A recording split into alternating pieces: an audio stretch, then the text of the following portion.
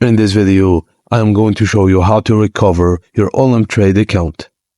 If you're logged out of your Olymp Trade account, it's important to follow the proper recovery procedures to regain access.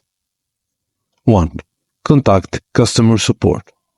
Contact Olymp Trade's customer support team through email, live chat, or phone.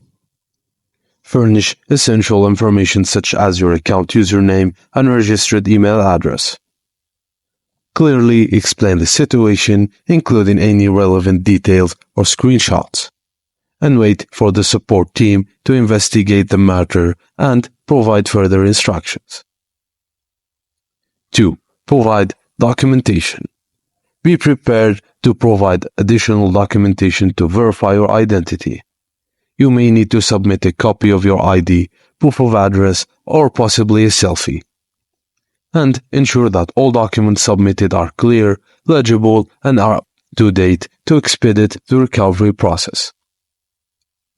3. Follow instructions. Once you've contacted customer support and provided the necessary documentation, carefully follow any instructions they provide.